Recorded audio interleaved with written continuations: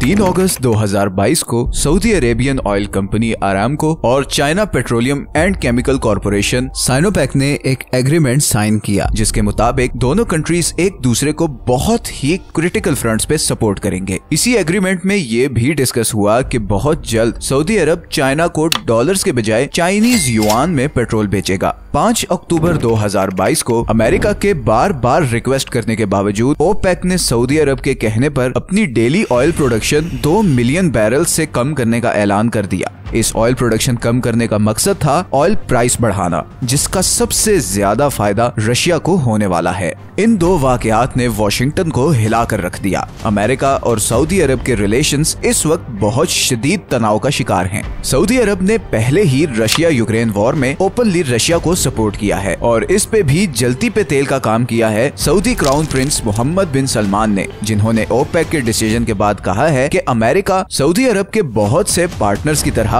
बस एक पार्टनर है, इससे ज्यादा कुछ नहीं। इस सब के बाद अगर हम ये कहें कि इन दोनों देशों के आपस के रिलेशंस इनकी हिस्ट्री के लोएस्ट पॉइंट पर हैं, तो गलत नहीं होगा। किसी जमाने में बहुत ही करीबी दोस्त समझे जाने वाले ये दोनों कंट्रीज आज एक दूसरे के दुश्मन क्यों बन गए हैं? पिछले 60 से 70 सालों से अमेरिकन डॉलर को इस मकाम तक पहुंचाने वाला सऊदी अरब अब उसी डॉलर को तबाह क्यों करना चाहता है? और सऊदी अरब के इन डिसीजंस का अमेरिका और पूरी दुनिया पर क्या असर पड़ने वाला है? आइए जानते हैं इन सब सवालों के जवाब। सच ये है कि इस वीडियो में सऊदी अरब और अमेरिका के रिलेशंस की शुरुआत हुई थी 1933 में, जब सऊदी किंग अब्दुल अजीज ने अमेरिकन कंपनी स्टैंडर्ड ऑयल को सऊदी अरब में तेल की खोज और उसे एक्सट्रैक्ट करने की इजाजत दी। उस जमाने में सऊदी अरब के हालात काफी खराब थे। हर तरफ सिर्फ सहरा, ऊंट और टेंट ही नजर आते थे। फिर 1938 में सऊदी अरब में तेल के बहुत बड़े रिजर्व्स डिस्कवर हो गए और इस रेगिस्तान की तकदीर बदलने का आगाज हो गया। 1944 में सऊदी अरब ने अमेरिका को दहरान में 20 साल के लिए एक एयरफील्ड बनाने की इजाजत भी दे दी। बदले में अमेरिका ने सऊदी अरब के साथ लैंड लीज एग्रीमेंट साइन कर लिया, जिसके नतीजे में सऊदी अरब ने अमेरिका से बहुत सारे हथियार उधार पर खरीदना शुरू कर दिए। 1945 में अमेरिकन प्रेसिडेंट रोजवेल्ट और सऊदी किंग इब्न सऊद ने एक एग्रीमेंट साइन किया, जिसके अकॉर्डिंग सऊदी अरब अमेरिका को बहुत ही कम प्राइस पर डॉलर्स में तेल देगा और बदले में अमेरिका सऊदी किंगडम को एक्सटर्नल दुश्मनों से प्रोटेक्ट करेगा। और यहीं से इस टर्म पेट्रो डॉलर का इस्तेमाल शुरू हुआ। इस एग्रीमेंट के बाद सऊदी अरब और अमेरिका की दोस्ती मजबूत होने लगी। सऊदी अरब सस्ती प्राइस में अमेरिका को तेल दे रहा था और बदले में अमेरिका बिलियंस ऑफ डॉलर्स के हथियार सऊदी अरब को बेच रहा था और इसके साथ साथ सऊदी अरब को दूसरे कंट्रीज से प्रोटेक्ट भी कर रहा था। तो फिर खराबी कहाँ शुरू हुई? असल में सऊदी अरब ने हमेशा से बाकी गल्फ कंट्रीज के मुकाबले में एक बड़ी इंडिपेंडेंट फॉरेन पॉलिसी मेंटेन की है। फॉर एग्जाम्पल, सारे बड़े गल्फ कंट्रीज में अमेरिका की बेसिस हैं, जैसे कि बहरेन में अमेरिका का 5वां सबसे बड़ा बहरी बेड़ा है। कुवैत में अमेरिका की 8 बेसिस हैं, जिसमें हर वक्त हजारों फौजी होते हैं। गल्फ की सबसे बड़ी मिलिट्री बेस कतर में है, जिसे अल उदैद एयर बेस कहते हैं, जो कि अमेरिकन सेंट्रल कमांड का हेडक्वार्टर भी है। और यहाँ से अमेरिका पूरे मिडिल ईस्ट और सेंट्रल एशियन रीजन्स पर नजर रखता है। अब दूसरी तरफ सऊदी अरब को हमेशा से इस बात पे काफी रिजर्वेशंस थी कि अमेरिका के फौजी या बेसिस परमानेंट तौर पर उसके जमीन पर हों। इसकी सबसे बड़ी मिसाल है 1990 में होने वाली गल्फ वॉर, जिसमें बड़ी ही मुश्किल से किंग फहद ने अमेरिकन फौजियों को सऊदी अरब की जमीन इस्तेमाल करने की इजाजत दी। इवन 9/11 के बाद जब अमेरिका ने अफगानिस्तान पर हमला किया, तब भी सऊदी अरब ने अमेरिका को किसी भी मिलिट्री ऑपरेशंस के लिए अपनी जमीन इस्तेमाल करने नहीं दी। और यहाँ पर बहुत इंपॉर्टेंट है उन ऑयल एम्बार्गोस को मेंशन करना जो 1967 और 1973 में सऊदी अरब ने अमेरिका पर लगाया था। बेसिकली 1967 में अरब इसराइल वॉर के बाद सारे अरब कंट्रीज ने डिसीजन लिया कि वो अमेरिका और यूके को इसराइल को सपोर्ट करने की वजह से ऑयल एक्सपोर्ट नहीं करेंगे। ऐसा ही डिसीजन ओपेक ने 1973 में अमेरिका के खिलाफ लिया और उस एक साल में 1973 से 1974 के दरमियान अमेरिका की इकोनॉमी को बहुत जबरदस्त धचका पहुंचा था, क्योंकि उस वक्त अमेरिकन इकोनॉमी बहुत हेविली गल्फ से आने वाले तेल पर डिपेंडेंट थी। तो अगर देखा जाए तो सऊदी अरब और अमेरिका के रिलेशंस आपस में गिव एंड टेक की बेसिस पर चलते आए हैं। और इसीलिए मैंने कहा था कि सऊदी अरब ने हमेशा एक इंडिपेंडेंट फॉरेन पॉलिसी रखी है। जहाँ पे भी उसे अमेरिका की किसी चीज पे इख्तलाफ हुआ तो सऊदी अरब ने बड़ा ओपनली उसका इजहार किया है। तो इन शॉर्ट ये एक म्यूचुअली बेनिफिशियल वाला रिलेशनशिप रहा है। लेकिन अब जो मैं आपको बताने जा रहा हूँ, आप देखेंगे कि कैसे डॉट्स खुद से आपस में कनेक्ट होते जा रहे हैं और आपको सब समझ आ जाएगा कि आखिर प्रॉब्लम है क्या, क्यों ये सब कुछ हो रहा है और आगे क्या होने वाला है और इस सब का नतीजा क्या निकलना है।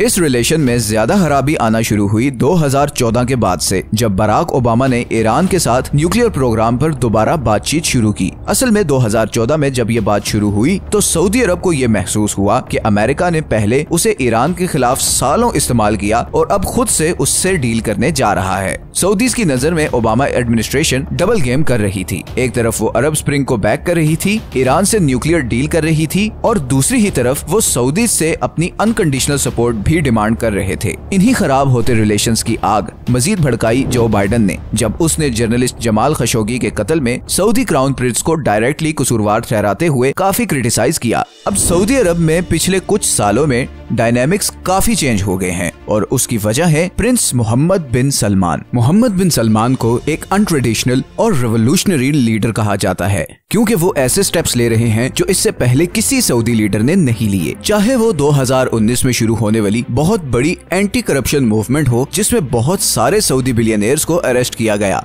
औरतों को ड्राइविंग की इजाजत देने वाले रिफॉर्म्स हों, या फिर विजन 2030 जैसे मास्टर प्लान्स। मोहम्मद बिन सलमान बहुत तेजी से सऊदी अरब को सोशल लिबरलाइजेशन की तरफ लेकर जा रहे हैं और इसकी एक बहुत बड़ी वजह भी है। असल में सऊदी अरब की तकरीबन 65% आबादी 35 साल से कम उम्र लोगों की है और ये सारे यंग लोग बहुत हाई स्टैंडर्ड ऑफ लिविंग के आदी हैं। बेसिकली सऊदीज के लिए दो ही तरह की जॉब्स होती हैं, या तो आप ऑयल इंडस्ट्री में काम करते हो या फिर गवर्नमेंट के लिए काम करते हो। लेकिन अब मसला ये है कि सऊदी अरब की पॉपुलेशन बढ़ रही है और ऑयल रिजर्व्स इतने ज्यादा नहीं कि स्टैंडर्ड ऑफ लिविंग को लंबे अरसे तक मेंटेन किया जा सके। मोहम्मद बिन सलमान इसी सिचुएशन को चेंज करना चाहता है और इसीलिए ये ड्रास्टिक रिफॉर्म्स और विजन 2030 जैसे बड़े प्लान्स बनाए गए हैं। मगर इन प्लान्स को पूरा करने के लिए बहुत सारा पैसा चाहिए और पिछले कुछ साल सऊदी अरब के लिए बहुत टफ रहे हैं। असल में 2015 से 2020 के दरमियान ऑयल प्राइसेस काफी तेजी से गिरी, जिसकी वजह से सऊदी अरब को अपने काफी ज्यादा कैश रिजर्व्स यूज करने पड़े। लेकिन अब पिछले कुछ महीनों से ऑयल प्राइस दोबारा बढ़ना शुरू हो गई है और उसकी एक बहुत बड़ी वजह है रशिया यूक्रेन वॉर। इस जंग के बाद से एक बहुत बड़ा एनर्जी क्राइसिस आया है, क्योंकि रशिया ने कई कंट्रीज को अपनी गैस और ऑयल सप्लाई बंद कर दी थी और बाकी कुछ कंट्रीज ने खुद रशिया पर बैन लगा दिया है। अब यहीं पर अमेरिका ये उम्मीद कर रहा था कि इस ऑयल क्राइसिस को पूरा करने के लिए सऊदी अरब अपनी ऑयल प्रोडक्शन बढ़ा देगा,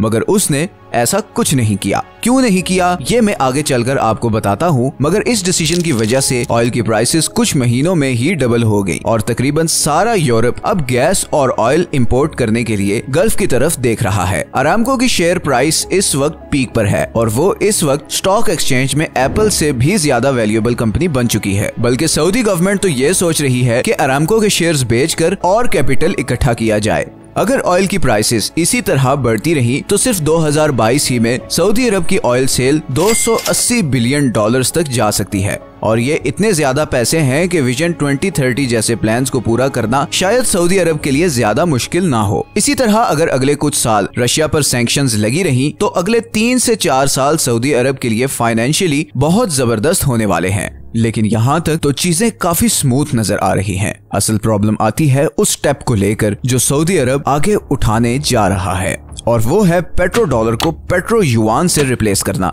मतलब तेल को डॉलर के बजाय चाइनीज युआन में बेचना। असल में रशिया यूक्रेन वॉर से पहले ही काफी कंट्रीज में ये बात चल रही थी कि डॉलर के बजाय लोकल करेंसीज में ट्रेड शुरू की जाए। अब जैसे ईरान पर अमेरिका की सैंक्शंस हैं और वो इसीलिए पहले से ही ये चाहता है कि डॉलर के बजाय किसी दूसरी करेंसी में ट्रेड किया जाए। रशिया पर फरवरी 2022 में यूक्रेन पर हमला करने की वजह से सैंक्शंस लग गयी, जिससे वो पूरी वेस्टर्न वर्ल्ड से कट ऑफ हो गया। मगर इसी कट ऑफ होने की वजह से उसने एक ऐसी मार्केट क्रिएट की जहां पर वो डॉलर के बजाय अपनी लोकल करेंसी में ट्रेड कर रहा है। ब्रिक्स कंट्रीज जिनमें इंडिया, चाइना, रशिया, ब्राजील और साउथ अफ्रीका शामिल हैं, पहले ही अमेरिकन डॉलर के अल्टरनेटिव करेंसी इस्तेमाल करने के बारे में डिस्कस कर रहे हैं। और फिर आता है चाइना, जिसके पास ऑलमोस्ट 1 ट्रिलियन अमेरिकन डॉलर्स का ट्रेजरी डेट है और तकरीबन 3000 बिलियन डॉलर्स के फॉरेन एक्सचेंज रिजर्व्स हैं। अब क्या चाइना इन 1 ट्रिलियन डॉलर्स को कुर्बान करके अमेरिकन डॉलर को तबाह कर सकता है? बेसिकली इस डी डॉलराइजेशन के लिए चाइना और रशिया को जिस कंट्री की सबसे ज्यादा जरूरत है वो है सऊदी अरब। असल में पेट्रो डॉलर की टर्म बनी ही सऊदी अरब की वजह से थी, क्योंकि सऊदी अरब डॉलर के अलावा किसी और करेंसी में ट्रेड ही नहीं करता था। लेकिन अब सब कुछ बदलता महसूस हो रहा है।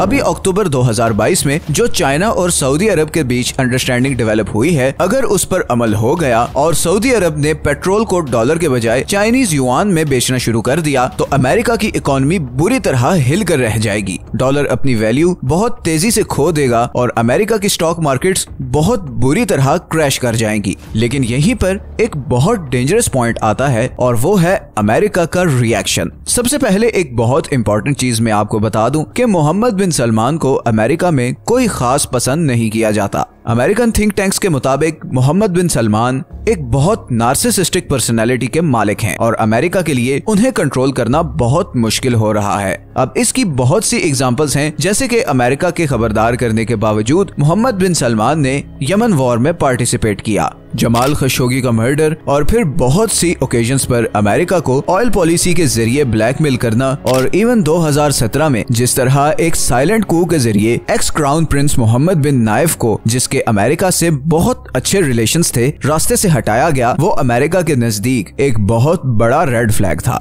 अब अमेरिका में सऊदी अरब के खिलाफ बड़ी स्ट्रॉन्ग आवाजें भी उठना शुरू हो गई हैं। कई सेनेटर्स ये डिमांड कर रहे हैं कि सऊदी अरब के साथ सारी मिलिट्री कोऑपरेशन तब तक फ्रीज की जाए जब तक सऊदी अरब ऑयल प्रोडक्शन नहीं बढ़ाता, और इन केस अगर सऊदी अरब ने चाइनीज युआन में पेट्रोल बेचा तो फिर उस पे सख्त सैंक्शंस लगाए जाएं। अब यहाँ पर आई एम प्रीटी श्योर कि आप सोच रहे होंगे कि मोहम्मद बिन सलमान का एटीट्यूड एकदम अमेरिका के साथ इतना चेंज क्यों हुआ। इसके पीछे एक बड़ी इंटरेस्टिंग वजह है। असल में पिछले 20 साल से हालात बहुत तेजी से बदले हैं। अमेरिका को अब सऊदी अरब के तेल की कोई खास जरूरत नहीं है। आज की डेट में सऊदी अरब अपनी टोटल ऑयल एक्सपोर्ट का सिर्फ 5% अमेरिका को एक्सपोर्ट करता है और बाकी 95% ऑयल जाता है China, Japan, south Korea, Taiwan, Pakistan और इंडिया जैसे ईस्टर्न कंट्रीज में। इसी वजह से अब अमेरिका की प्रेफरेंस भी बदल रही है और उसने मिडल ईस्ट को इम्पोर्टेंस देना कम कर दी है। इस बदलाव की एक और वजह है दुनिया का पेट्रोल कार से इलेक्ट्रिक कार्स की तरफ शिफ्ट। जो बाइडेन पहले ही ये टारगेट दे चुका है कि अमेरिका में 2030 तक 50% गाड़ियां इलेक्ट्रिक होंगी। सऊदी अरब भी ये चेंज आता हुआ देख रहा है और इसीलिए उसकी फॉरेन पॉलिसी में एक बहुत बड़ा शिफ्ट आ रहा है। लेकिन क्या सऊदी अरब के लिए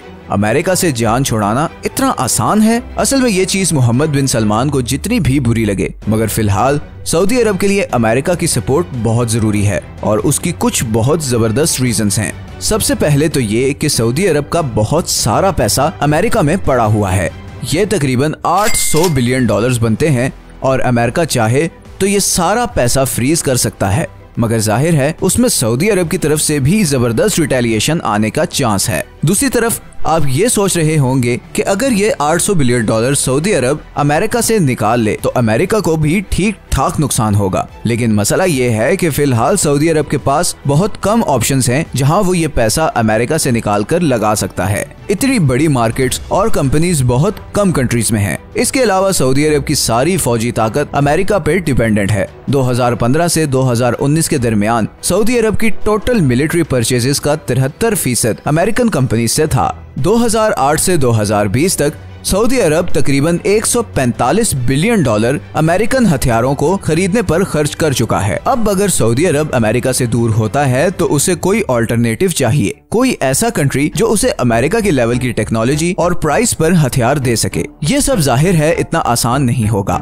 रशिया यूक्रेन वॉर ने सऊदी अरब को अपनी फॉरेन पॉलिसी रीअसेस करने का मौका जरूर दिया है और एक चीज तो फॉर श्योर है कि हम लोग बहुत जल्द इंटरनेशनल लेवल पर बहुत बड़ी चेंजेस विटनेस करने लगे हैं। नई दोस्तियां और ब्लॉक्स बनने जा रहे हैं। पावर डायनामिक्स टोटल शिफ्ट होने लगे हैं और अगर आप इंसानी तारीख देखें तो ये तकरीबन हर 100 से 150 साल बाद होता ही है। तो इट इज वेरी पॉसिबल कि अगले कुछ सालों में जो दुनिया हम अभी देख रहे हैं ये कम्प्लीटली चेंज हो जाए। लेकिन इस शिफ्ट और चेंज के दौरान क्या खतरात या नुकसानात हैं जो हो सकते हैं, ये तो आने वाला वक्त ही बताएगा। आपका इस सारी सिचुएशन पर क्या ख्याल है, हमें नीचे कमेंट्स में जरूर बताएं। ये हैं वो सारे सोर्सेज जिनसे हमने इस वीडियो के लिए कंसल्ट किया है। अगर आपको ये वीडियो अच्छी लगी है तो इसे लाइक और चैनल को सब्सक्राइब जरूर कर दें। मिलते हैं नेक्स्ट वीडियो में, अपना ख्याल रखिएगा।